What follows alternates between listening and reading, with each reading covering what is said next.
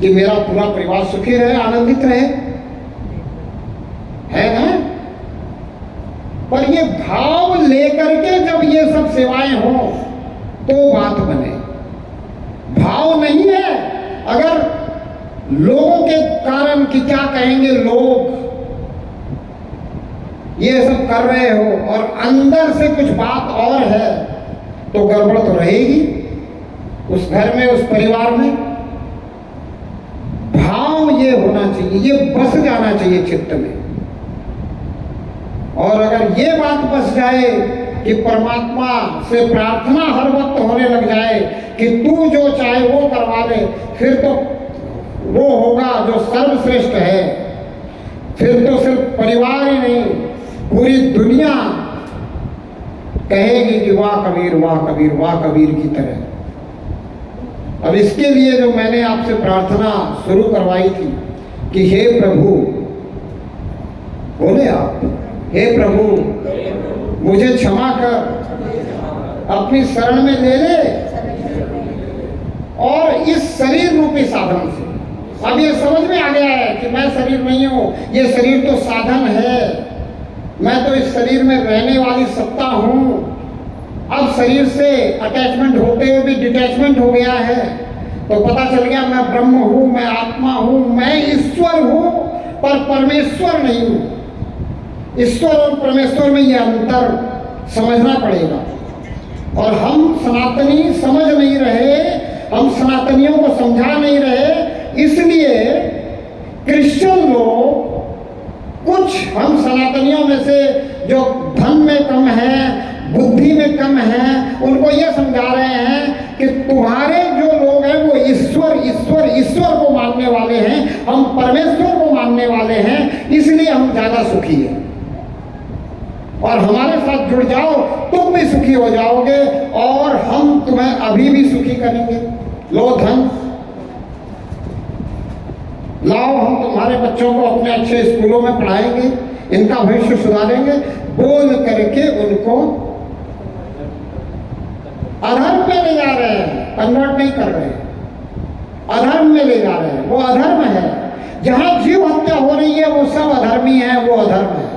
जहां दया नहीं है वो अधर्म है, वो धर्म से अधर्म की ओर उनको ले जा रहे हैं। तो इस कारण समझना बहुत जरूरी है कि आत्मा ईश्वर और ब्रह्म मैं ही हूं।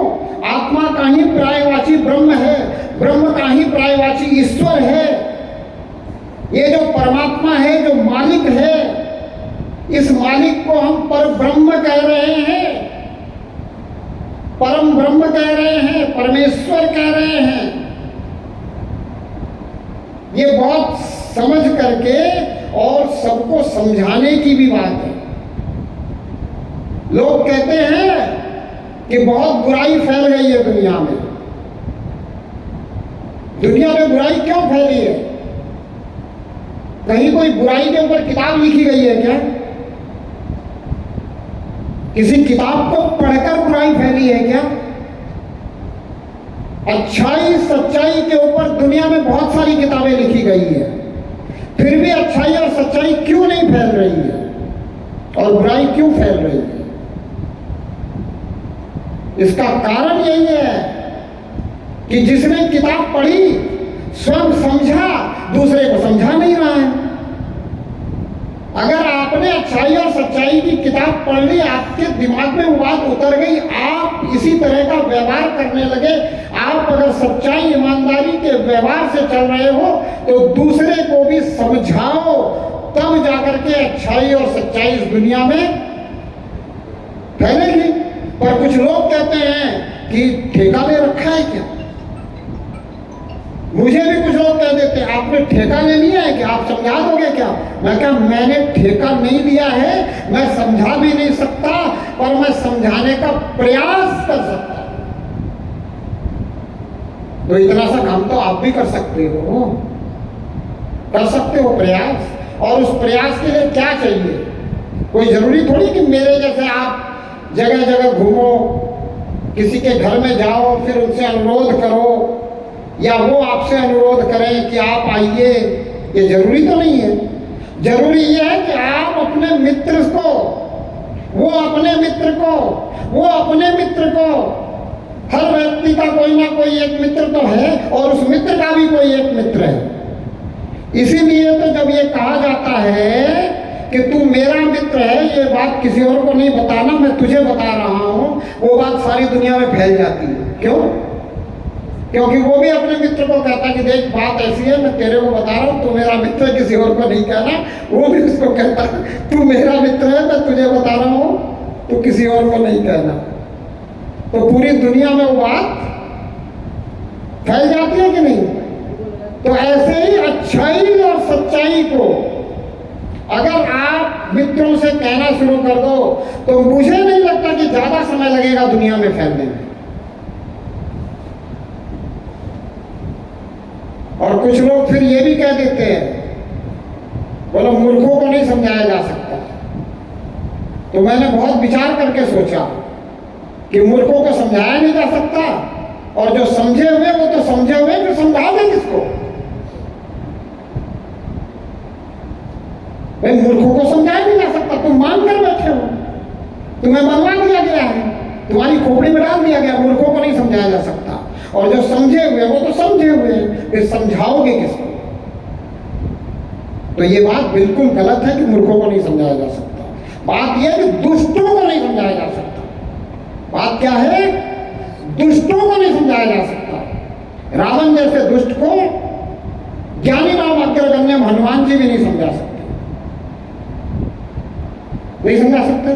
तो सिर्फ एक बात समझ लो कि आज से अगर किसी से कहो तो यही कहना, कोई कहे मूर्खों को नहीं समझा सकता, बोले मूर्खों को समझाया जा सकता है, दुष्टों को नहीं समझाया जा सकता, राक्षसों को नहीं समझाया जा सकता। जिसकी नीयत में गड़बड़ी है, जो जानबूझकर गड़बड़ कर रहा है, उसको नहीं समझाया जा सकता। उसी को दुष्ट कहते हैं, उसी को राक्षस कहते हैं। तो मैं निवेदन करता हूं कि समझाना सबको शुरू करो। जो मूर्ख होगा वो समझ जाएगा, जो दुष्ट होगा वो नहीं समझेगा। अंततः गत्वा उसका इलाज परमात्मा कर देगा। आप निश्चिंत रहो। अगर आप वाकई में परमात्मा से जुड़ चुके हो, परमात्मा की प्रार्थना में लगे हुए हो, आपने ये निश्चित कर लिया है कि मैं परमात्मा से प्रार्थना करता रहूंगा कि हे प्रभु, बोला मुझे क्षमा कर, अपनी शरण में ले ले, मेरे शरीर रूपी साधन से वो करवा ले जो तू चाहता है, मुझे ऐसी दृष्टि प्रदान कर दे, मुझे इस शरीर को नहीं, शरीर की आंखों से तो मैं देख ही रहा हूं, शरीर की आंखों से परमात्मा नहीं दिखता। दिखता है क्या? नहीं दिखता। इसलिए शरीर की आंखों से परमात्मा देखने के लिए मूर्तियां गढ़ दी गई। बोला तुम मूर्ति को ही परमात्मा मान लो। और शंकराचार्य जी भी परेशान हो गए जब अद्वैत सिद्धांत समझा के, ये बता के कि तेरे अंदर ही परमात्मा है, तू परमात्मा से बातें कर, तू परमात्मा से सवाल कर, तू परमात्मा से जुड़, तू अंदर की यात्रा कर। तब उन्होंने कहा भज गोविंदम मूढ़ मते। बोला अगर तू मूढ़ मती है, तेरे मति में मेरी बात नहीं घुस रही है, तू नहीं समझ पा रहा है, तो तू जैसे परमात्मा से जुड़ा हुआ है, जिस तरह से भज रहा है, जिस शब्द से तू परमात्मा को याद कर रहा है, करता है। भज गोविंदम मूढ़ मते। समझना, बिल्कुल समझने की बात है। चिंतन करोगे इस पे तब समझोगे। जो ध्यान से सुन रहा है वही चिंतन करेगा, वो मनन करेगा, वो विचार करेगा। हो सकता है कि वो परमात्मा से बातें करनी शुरू कर दे। संत कहते हैं जब अकेले रहो तो परमात्मा से बातें करो। हमारे संत महात्मा ऋषि मुनि पहले एकांतवास में जाते थे ना? किस लिए जाते थे? परमात्मा से बातें बातें करने के लिए। तो अगर आपके समझ में आ जाए तो आप भी थोड़ी देर एकांत में बैठोगे, परमात्मा से बातें करोगे। संत कहते हैं तू तो अकेला रहे तो परमात्मा से बातें कर, और अगर तेरे को दूसरा कोई शरीरधारी मिल जाए तो परमात्मा की बातें कर। लेकिन हम ना अकेले रहते तब परमात्मा से बातें करते हैं, ना दूसरा शरीरधारी मिले तो परमात्मा की बातें करते हैं क्या? थोड़ी देर भी। तो मैं कहता हूं ज्यादा तो कर नहीं सकते, तो 24 घंटे में 24 मिनट तो परमात्मा की बातें कर लो। 24 घंटे में 24 मिनट नहीं दे सकते क्या? दे सकते हैं। कहां करोगे वो 24 मिनट बातें परमात्मा की? एकांत में तो अपने आप से करोगे, लेकिन 24 मिनट परमात्मा की बातें करनी है। अरे सबसे पहले अपने परिवार में शुरू करो। अपने परिवार के सभी सदस्यों को लेकर बैठो और 24 घंटे में 24 मिनट परमात्मा की बातें करो। सबसे पूछो कि तुम्हें क्या अनुभव हुआ परमात्मा का। किसी दिन कोई आपसे पूछ बैठे कि क्यों मानते हो परमात्मा को, तो उसके लिए जवाब तो तैयार कर लो कि क्यों मानता हूं परमात्मा को। क्या जवाब दोगे? क्या ये कहोगे कि मैं अपने काम में जब सफल नहीं होता हूं, असफलता दिखाई देती है, तो जबरदस्ती परमात्मा को मानना पड़ता है, मनाना पड़ता है? क्या कहोगे? परमात्मा मेरे ऊपर कृपा करता है इसलिए मानता हूं। तो पूछेगा कैसी कृपा कर दी परमात्मा ने तुझ पर? दुनिया में तुझे जो मिल रहा है वो तो सब कर्म तेरे हैं, उसके कारण मिल रहा है, सब तेरे कर्मों के फल है। अगर अनंत अंबानी उस घर में जन्मा है तो उसके कर्मों का फल है, इसमें परमात्मा की क्या कृपा है? तो पूछेगा ना कि भाई क्या कृपा कर दी तुझ पे परमात्मा ने? तुझे जो मिल रहा है वो तेरे कर्मों का फल मिल रहा है। सकल पदार्थ है जगमाही, संत कह रहे सकल पदार्थ है जगमाही, कर्महीन नर। तो जिसके कर्म में नहीं है यानी भाग्य में नहीं है, उसको नहीं मिल रहा है। और भाग्य का निर्माण आपके कर्मों से होता है, आपके नियत से होता है, आपके सोच से होता है, आपके विचार से होता है। क्योंकि जैसी नियत, जैसी सोच, जैसा विचार, वैसा ही तो इस शरीर से, इस हाथ से घड़ेगा। वही घटना तो घट जाएगी आपके इंद्रियों से। जिसका विचार आपके अंदर चल रहा है, जैसी नियत आपके अंदर है, जैसे सोच आपके अंदर है। इसीलिए हम विचारवान व्यक्ति को महान मानते हैं। हमने अगर विवेकानंद को महान माना तो क्यों माना? उनके विचारों के कारण। सही है ना? तो विचार का ही सारा खेल है। और मैं कहता हूं कि अपने विचार सिर्फ एक बना लो कि प्रभु अब तो सिर्फ तेरे से प्रार्थना करनी है, बाकी सब कुछ तुझे करवाना है। और वो प्रार्थना का भाव ये है कि तू मुझे माफ कर दे, मुझे अपनी शरण में ले ले, तू जो चाहता है वो करवा ले इस शरीर रूपी साधन से, और मुझे ऐसी दृष्टि दे दे, मुझे जो मैं इस शरीर में हूं, जिसके लिए मैं कह रहा हूं कि मैं कान से सुन रहा हूं, मैं आंख से देख रहा हूं, मैं नासिका से सूंघ रहा हूं, मैं नाक से श्वास ले रहा हूं। नाक श्वास ले रहा है कि मैं श्वास ले रहा हूं नाक से? तो जो मैं हूं, मुझे ऐसी दृष्टि दे दे कि शरीर से होते हुए को देखता रहूं, बिना लेकिन किंतु परंतु किए बगैर।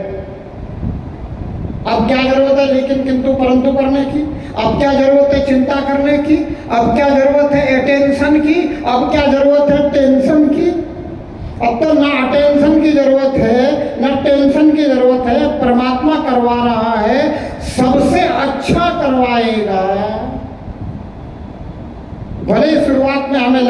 अच्छा नहीं हो रहा,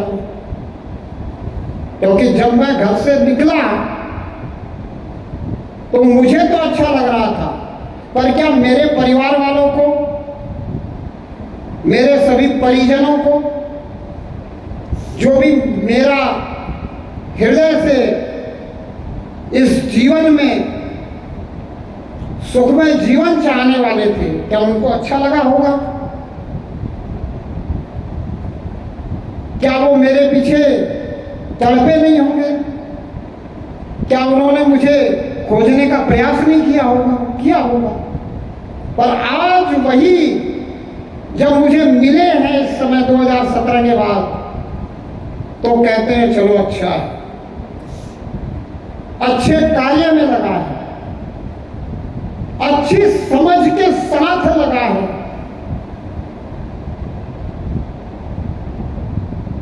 अब वो प्रसन्न है। तो शुरुआत में भले ही किसी को लगे कि क्या हो रहा, पर अगर वाकई में परमात्मा करवाने लग जाए ना,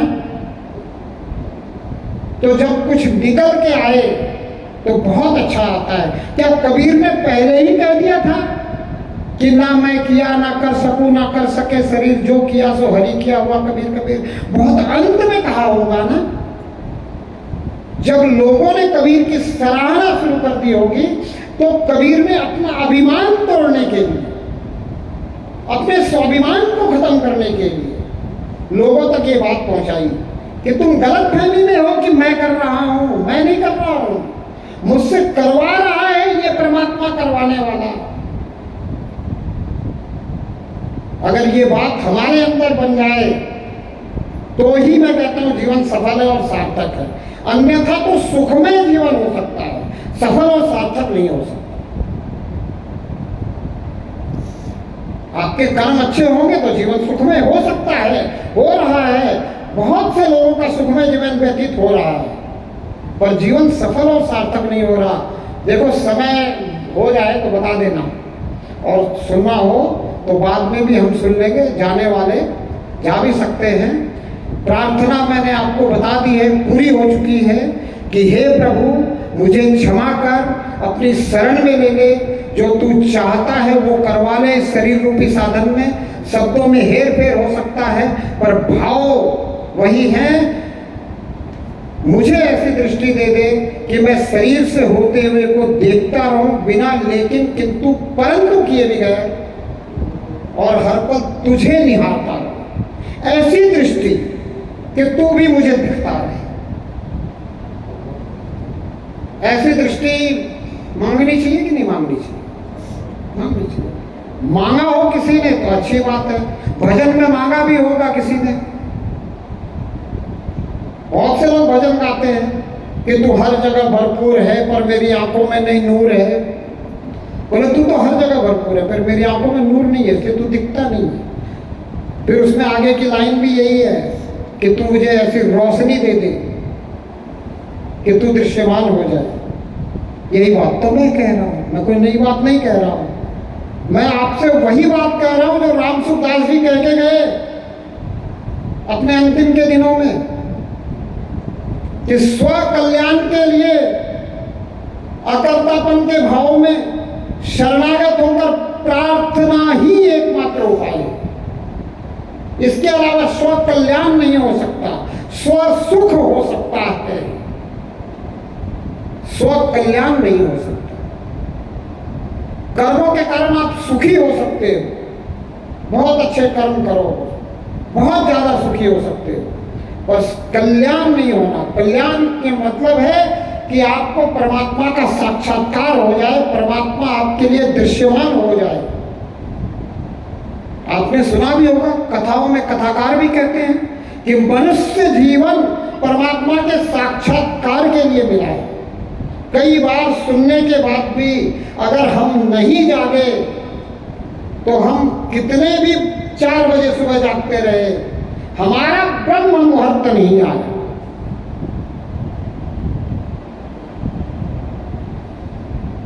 अगर इतना सुनने के बाद हम जाग जाएं और अंदर से प्रार्थना शुरू हो जाए और जब तक परमात्मा इस प्रार्थना को सुन न ले तब तक तो अच्छा और बहुत अच्छा करते रहोगे। जिस दिन सुन लेगा सबसे अच्छा होना शुरू हो जाएगा, वो दृष्टि मिल जाएगी जिससे दिखेगा, लेकिन किंतु परंतु छूट जाएगा और परमात्मा भी दृश्यमान हो जाएगा। पर ये है असंभव। जो असंभव को संभव कर लेता है वही अपने जीवन को सफल और सार्थक कर पाता है। अब इस असंभव को संभव करने के लिए एक ही सूत्र है, फर्स्ट प्रायोरिटी प्रार्थना को, कि मुझे प्रार्थना करते हुए दुनिया के सब काम होने देना है। प्रार्थना करते हुए, अब जिसकी समझ में आ जाएगी वो करेगा, क्योंकि उसको पता है कि मेरा प्रारब्ध अगर अच्छा है तो मुझे अच्छा ही अच्छा मिल रहा है, और आज मैं अच्छा कर रहा हूं तो आगे भी अच्छा ही अच्छा मिलेगा। और परमात्मा से प्रार्थना करते हुए अगर होगा तो सब अच्छा ही होगा। हम प्रार्थना थोड़ी सी करते हैं तो भी परमात्मा हमें गलत काम से रोकता है, अंदर से टोकता है। तो हम प्रार्थना करते हुए अगर काम में लगे रहेंगे तो गलत काम, विचार गलत, भाव गलत आने भी नहीं देगा। अगर ये बात समझ में आ गई तो बात बन गई। तो फिर ये प्रार्थना शुरू हो जाएगी कि हे प्रभु मुझे क्षमा कर, अपनी शरण में ले ले, जो तू चाहता है वो करवा ले इस साधन से, और मैं जो इस साधन में बैठा हूं मुझे ऐसी आंखें दे दे कि होते हुए को देखता रहूं और तुझे भी निहारता रहूं। अब ये बार बार एक ही बात सिर्फ मैं ही नहीं कह रहा हूं, आपने जितनी कथाएं सुनी होगी, जहां गए होंगे वहां संतों ने सुनाया होगा, बोला भाई परमात्मा से दुनिया की चीजें मत मांगो, ये सब चीजें यही छूट जाने वाली हैं, परमात्मा से परमात्मा को मांग लो। मैं तो सिर्फ रिमाइंडर कर रहा हूं, मैं तो आपको सिर्फ याद दिला रहा हूं। और अगर फिर भी भूल जाओगे तो फिर कोई याद दिलाएगा, भेजेगा परमात्मा आपके पास, बार बार परमात्मा भेजता है याद दिलाने के लिए। फिर भी आप इसको याद नहीं रखते तो मेरे हिसाब से गड़बड़ है, आपके हिसाब से है कि नहीं पता नहीं। अब मैं कहता हूं कि अब ये गड़बड़ सुधारो, सुधार ही सेवा है कि नहीं? सुधार सेवा, किसी का भी आप सुधार कर दो, स्वास्थ्य का सुधार कर दो, क्या हो गई? सेवा। किसी की स्थिति परिस्थिति सुधार दो, क्या हो गया? सेवा। किसी की अवस्था व्यवस्था सुधार दो, किसी की बुद्धि सुधार दो, सेवा। तो अपनी सुधार लो, सेवा। सुधार ही सेवा है। तो सुधार की गुंजाइश भी है, कर भी सकते हैं। वो क्या करेंगे खुद में सुधार जिनका पेट ना भरा हो, और हमारा भरा है फिर भी सुधार नहीं हो रही है। तो अब मैं ये नहीं कहूँगा कि मेरे हिसाब से गड़बड़ है, अब मैं कहूँगा मेरे हिसाब से बहुत गड़बड़ है। क्योंकि कहते हैं पहले पोटोगा अनंतर बिठोगा, भूखे भजन न होए गोपाला। अब अपना पेट भरा हुआ है फिर भी नहीं हो रहा है तो अगर पेट भरने के बाद हम और के चक्कर में पड़े हैं, और पता है जाना छोड़ के है, और जिसके लिए छोड़ के जाना है वो अगर सपूत है तो बोला पुत्र सपुत्र तो धन क्यों संचय, और पुत्र कुपुत्र तो धन क्यों संचय। क्यों पड़ा है चक्कर में? हो गया पोठोबा, लग जा बिठोबा में, जुड़ परमात्मा से, ले थोड़ा सा एकांत। 24 मिनट तो परमात्मा की बातें करने के लिए बोल रहा हूं। 24 मिनट परमात्मा की बातें करने के लिए घंटा, 2 घंटा, 3 घंटा एकांत में परमात्मा से बातें करनी पड़ेगी।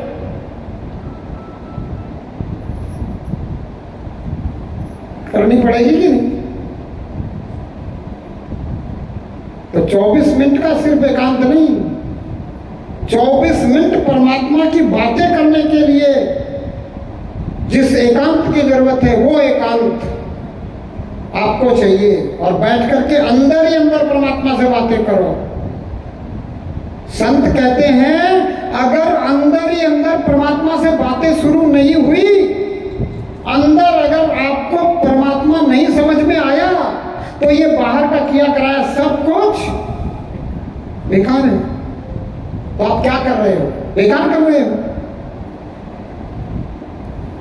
अब अगर सही समझ में आ गया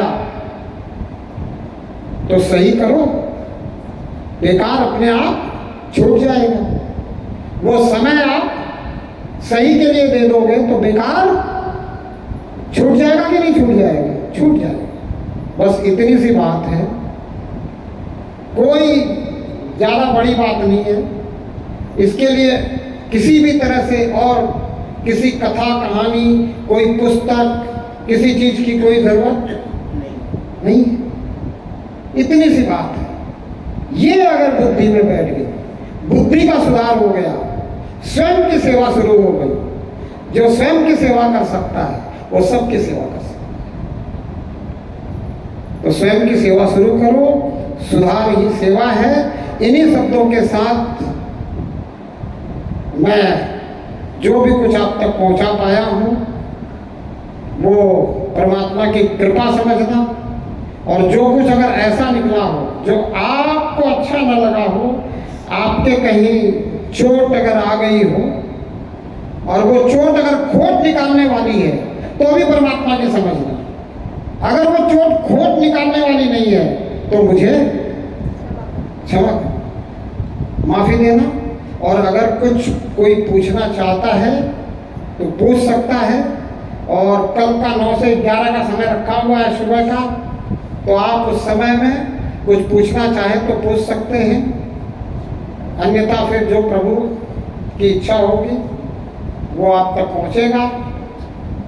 बोलो परमपिता परमात्मा की, धर्म की, अधर्म का, विश्व का कल्याण हो, गौ माता की रक्षा हो, गौ माता की रक्षा हो, बाकी सबकी सुरक्षा हो।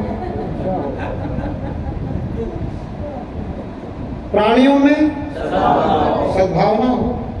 तो सद्भावना प्राणियों में होने के लिए भी सबसे पहले आपको ही सद्भावना रखनी पड़ेगी, और वो सद्भावना दूसरे में उड़ेलनी पड़ेगी शब्दों के माध्यम से, तभी तो सद्भावना आएगी प्राणियों में। मतलब मेरे कहने का सिर्फ भाव इतना ही है कि आपको जो बात पहुंची है वो लागू करनी पड़ेगी अपने जीवन में। 24 मिनट परमात्मा की, और घंटा, 2 घंटा, 3 घंटा जितना समय मिले एकांत में परमात्मा से। और कुछ दिन के प्रयास के बाद फिर 24 घंटे परमात्मा से होगा, और परमात्मा से में ही फिर परमात्मा की, दुनिया की सब होती रहेगी। थोड़ा सा प्रयास घंटा 2 घंटा का करोगे और बुद्धि को आनंद आने लग जाएगा, बुद्धि को रस मिलने लग जाएगा, विवेक में परिवर्तित हो जाएगी। ये शायद इस जीवन में ही बात बन जाए, जीवन सफल और सार्थक हो जाए, अन्यथा जीवन सुखमय तो हो ही जाएगा। ये तो पक्की बात है। ठीक है, चलो परमपिता परमात्मा की।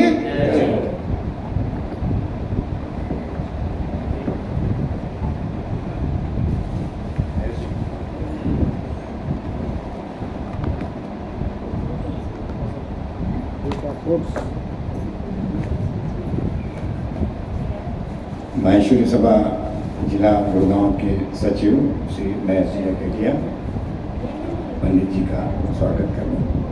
पंडित जी का नहीं, स्वामी जी, हाँ, स्वामी जी। स्वामी जी।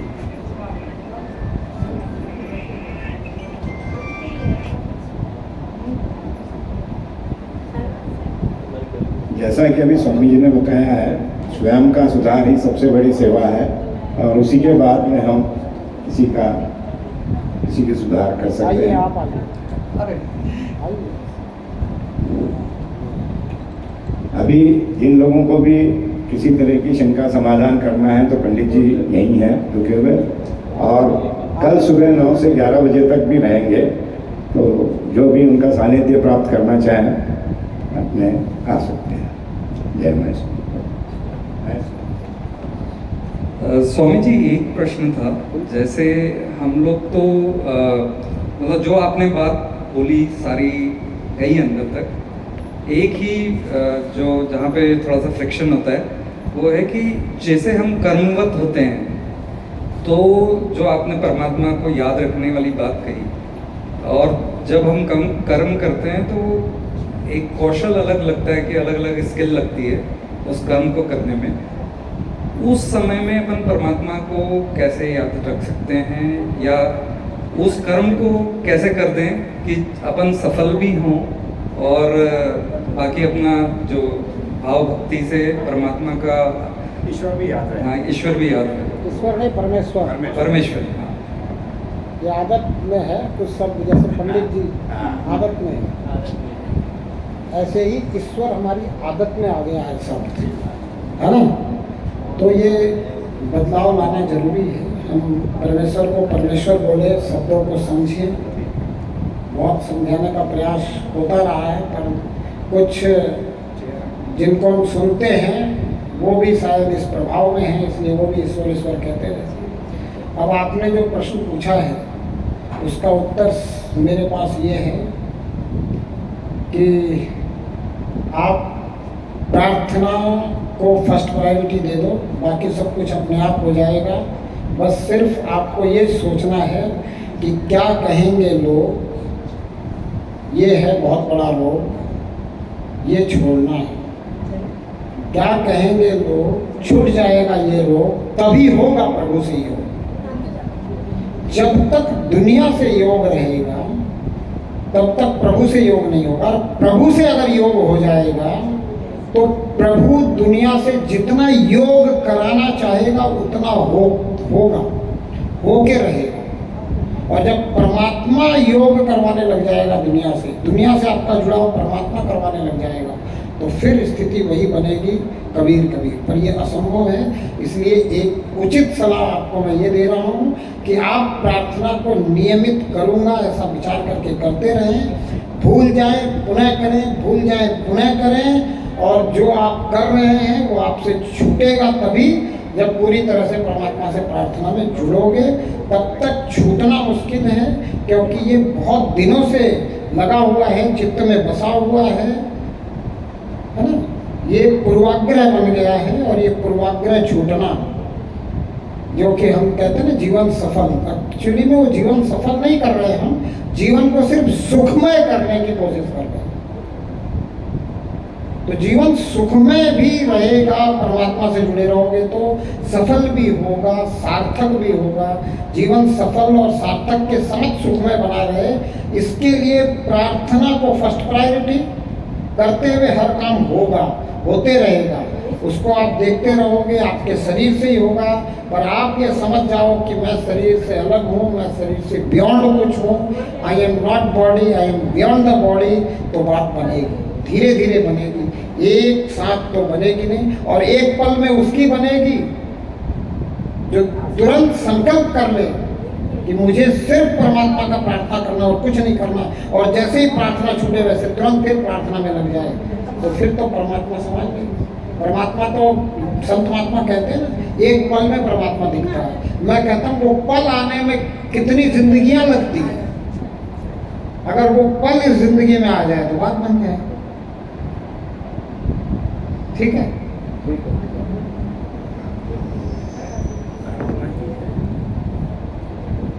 ऑन करो। प्रणाम। आप अभी शुरुआत में कह रहे थे कि वृद्धाश्रम या वृद्धों के लिए कुछ करना या भाव बताया, थोड़ा सा प्रकाश डालेंगे आप क्या करना चाहते हैं इस विषय में? हाँ, मैंने प्रकाश डाला भी था, पुनः मैंने प्रकाश डाला भी था, पुनः मैं आप तक निवेदन पहुंचा दूं। मैं ये चाहता हूं कि ये सनातन की सभ्यता नहीं है, तो अगर कोई ऐसा करता है और हम उसको बुजुर्ग को उस घर में अगर स्थापित करने में पुनः अगर हम प्रयास करके भी सफल नहीं हो पाते हैं, तो हम उसको बाइकआउट करें, समाज से बाइकआउट करें, उसको समाज के किसी तरह से फंक्शन वगैरह में ना बुलाएं, अपनी शादी ब्याह में ना बुलाएं, क्योंकि वो समाज को बिगाड़ने का काम कर रहा है। पहली नंबर बात तो ये। और दूसरी नंबर कि अब वो आ ही गए हैं तो उनके लिए हम व्यवस्था दें, उनकी व्यवस्था करें, उचित व्यवस्था करें। जिस स्थिति परिस्थिति में हम जी रहे हैं उनको भी जिलाने का प्रयास कर सकते हैं। तीसरी बात कि हम जो करने जा रहे हैं वो ये करने जा रहे हैं कि कम से कम 10 बेड ऐसे लोगों के लिए हो जो बेड रेस्ट पीपुल हैं, जिनको सरकारी अस्पताल भी रख के राजी नहीं है, वो प्राइवेट अस्पताल में नहीं हो सकते हैं क्योंकि उनके पास धन नहीं है, और उनके घर में भी ऐसी व्यवस्था नहीं है कि वो सर्वाइव कर सके। उससे नौनिहालों के भविष्य पे बड़ा असर पड़ता है। तो ऐसे लोगों को हम वहाँ सेवा दे पाए, उनके लिए वहाँ नर्सिंग स्टाफ वगैरह की व्यवस्था रखें। डॉक्टर्स तो वहाँ आ ही जाएंगे अपने आप विजिटर्स बन के, क्योंकि बहुत सारे डॉक्टर्स के अंदर दया तो है अभी भी। तो ये जो व्यवस्था है ये वहाँ बनाना चाहता हूँ, और इसके लिए सबसे निवेदन है जिससे जैसा सहयोग हो सकता है वो सहयोग करें, वो व्यवस्था बने। और इतना ही नहीं, मैं चाहता हूँ कि ज़्यादा से ज़्यादा लोग एकत्र होकर संगठित होकर ये कार्य करें। मैं भी अपनी संस्था में 200, 250, 500 मेंबर बनाना चाहता हूँ ताकि ये काम पूरी तरह से पारदर्शिता से हो, क्योंकि एक व्यक्ति अगर काम करता है वो कितना भी अच्छा हो, धन अगर ज़्यादा आता है तो लालच में आ ही जाता है। बहुत अच्छा काम करता है, मैंने देखा अच्छी अच्छी संस्थाओं को 10 साल से 20 साल से बहुत अच्छा काम कर रही है। आपने भी देखा, आपने उनको धन देना शुरू किया, बहुत से लोगों ने धन दिया और उन्होंने बहुत अच्छा काम किया। 5 करोड़ रुपया इकट्ठा हुआ तो 2.5 करोड़ रुपया वहाँ लगा दिया, 2.5 करोड़ रुपया का गमन कर दिया। आपने 500 लोगों ने लाख लाख रुपया दिया, आपने लाख रुपया दिया, 2.5 करोड़ वहाँ लगा दिया। आप पूछ ही नहीं सकते क्या हुआ, आप तो गदगद हो जाते हो कि बहुत अच्छा काम कर दिया करने वाले ने। लेकिन वो 2.5 करोड़ का गमन हो गया, आपको पता नहीं चलता। वो उसको पता चलता है जो अंदरूनी बात देख रहा है, जान रहा है, कि वो हिसाब किसी को तो देना नहीं है। 5 करोड़ आया, 2.5 करोड़ लगा दिया, 2.5 करोड़ का गमन कर दिया। कौन पूछ रहा? आपके आता है दिमाग में कि मैं पूछ लूं? किसी के दिमाग में आता है? नहीं आता। इसलिए मैं ये भी निवेदन करता हूँ कि जहाँ कोई अकेला चला रहा है वहाँ सिर्फ सहयोगी मत दो, उसमें जाकर शामिल हो जाओ, उसकी जरा पारदर्शिता भी चेक करो, उसको देखो। चाहे वो आपकी गांव की गौशाला हो, चाहे और कोई संस्था हो, कुछ भी हो, आप थोड़ा समय निकालिए सुधार करने के लिए इन संस्थाओं में, क्योंकि सुधार ही सेवा है। थोड़ा बहुत तो अपने आप को सरवाइव करना पड़ेगा। वहाँ आपको कुछ कहा भी जाएगा, लेकिन फिर धीरे धीरे लोग समझते भी है। आप वहाँ जाकर डायरेक्ट होने से पहले 10-20 लोगों को इकट्ठा ही करके लेके जाओ। 100 आदमी में से 10 आदमी तो तैयार हो जाएंगे आपके साथ। इतना तो कर ही सकते हैं, ये करना भी चाहिए। हर जगह पारदर्शिता से काम हो, चाहे वो अपना संगठन हो या कोई और संगठन हो, जहाँ भी हम सहयोग देते हैं। नहीं तो होता क्या है, अगर आप अकेले जाके पूछोगे तो वो जो चलाने वाला वो क्या कहता है, कितने पैसे दिया है, आ गया हिसाब मांगने, कितने लगे हुए, 5 लाख दिया है, ले अपने 5 लाख जा, हिसाब आ गया मांगने। तो इस बात को जरा समझिए, क्योंकि आप ही तो हैं वो जो दे रहे हैं, हमाशा आप ही हैं। इसलिए मैं ये निवेदन करता हूं। ठीक,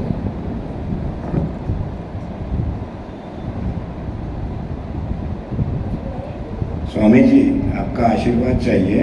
यहाँ पे हमने नए सेवा ट्रस्ट अभी ट्रस्ट रजिस्टर्ड किया है, और जो विचार आपके हैं, माहेश्वरी सभा भी यही चाहती है कि यहाँ पे